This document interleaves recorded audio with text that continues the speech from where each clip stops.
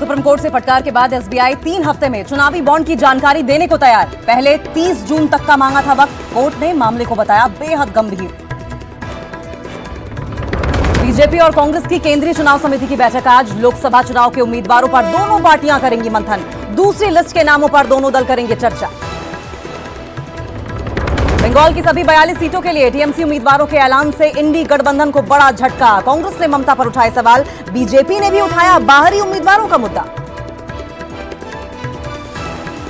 हम चाहते हैं कि टीएमसी के साथ सीट शेयरिंग हो, बातचीत हो, सम्मानजनक फॉर्मूला ढूंढा जाए, बीच का रास्ता ढूंढा जाए।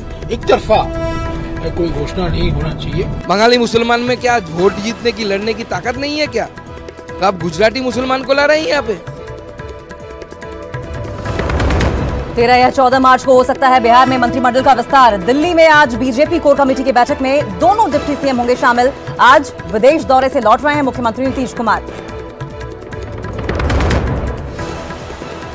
पीएम मोदी आज देश भर की 1 लाख करोड़ की परियोजनाओं की करेंगे शुरुआत। गुरुग्राम में द्वारका एक्सप्रेसवे के 19 किलोमीटर लंबे हरियाणा सेक्शन का भी करेंगे उद्घाटन। प्रधानमंत्री मोदी दिल्ली में सशक्त नारी विकसित भारत कार्यक्रम में हुए शामिल। कृषि ड्रोन प्रदर्शनी का भी लिया जायजा। 1000 नमो ड्रोन दीदियों को ड्रोन भी सौंपेंगे पीएम। 2024 के ऑस्कर पुरस्कारों का हुआ ऐलान। ओपनहाइमर को मिले बेस्ट फिल्म समेत 7 अवार्ड। 4 पुरस्कारों के साथ पुअर थिंग्स का भी बजा डंका।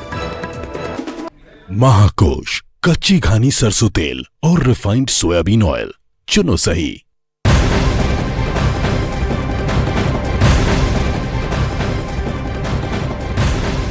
और बात इस वक्त की बड़ी अपडेट की कर लेंगे। चुनावी बॉन्ड मामले में सुप्रीम कोर्ट में अहम सुनवाई हुई है और इस दौरान एसबीआई ने चुनावी बॉन्ड की जानकारी के लिए वक्त मांगा है। एसबीआई ने कहा कि बॉन्ड का नंबर, नाम और कितने दिन का बॉन्ड है ये जानकारी हम अगले 3 हफ्ते में दे सकते हैं। सुप्रीम कोर्ट ने यह कहा कि यह गंभीर मामला है, आपको कोर्ट के आदेश के मुताबिक काम करना होगा। आपको जानकारी ईसीआई के साथ साझा करनी होगी। ये बड़ी अपडेट इलेक्टोरल बॉन्ड की जानकारी देते हुए इस पूरे मामले में जो केस है ये स्टेट बैंक ऑफ इंडिया की याचिका पर आज सुप्रीम कोर्ट में सुनवाई चल रही है। एसबीआई ने कोर्ट से कहा कि बॉन्ड से जुड़ी जानकारी देने में हमें कोई दिक्कत नहीं है, लेकिन इसके लिए हमें कुछ समय चाहिए। इस पर सीजेआई डीवाई चंद्रचूड़ ने पूछा कि पिछली सुनवाई के बाद 26 दिनों में आखिर आपने क्या कुछ किया, और ये सवाल के साथ अब एसबीआई की ओर से और समय मांगा गया है कि हमें और समय दीजिए जिससे कि हम अपना जवाब दाखिल कर सकें।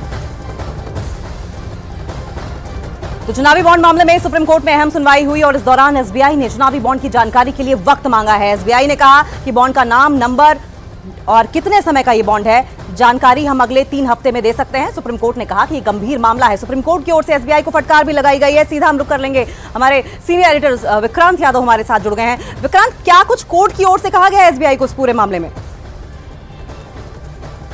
देखिए, आज इस मामले की अहम सुनवाई हुई। इलेक्टोरल बॉन्ड को लेकर देश की जो संवैधानिक कोर्ट थी उसका फैसला आया था और उस मामले में एसबीआई की तरफ से याचिका लगाई गई थी कि 30 जून तक का समय दिया जाए। कोर्ट इस बात से काफ़ी नाराज दिखाई दिया सुनवाई के दौरान और ये कहा कि एक बार जब कॉन्स्टिट्यूशनल बेंच ने आदेश दिया है तो उसका पालन किया जाना चाहिए। एक और बड़ी बात जो आज के आदेश में सामने आई कि कोर्ट ने सुनवाई के दौरान ये भी पाया और ये भी बताया भी कोर्ट ने कि एसबीआई के जो इलेक्टोरल बॉन्ड थे उसके प्रावधानों में साफ ये लिखा है कि अगर कभी जरूरत पड़ेगी और कोर्ट या कोई जांच एजेंसी चाहेगी तो वो इसके डाटा को ले सकती है, इसको सार्वजनिक करवा सकती है। कोर्ट ने साफ कहा कि ये एसबीआई के इलेक्टोरल बॉन्ड डाटा में ये मैंडेट दिया गया है, उसके बावजूद यानी कि जानकारी सार्वजनिक करने का प्रावधान है।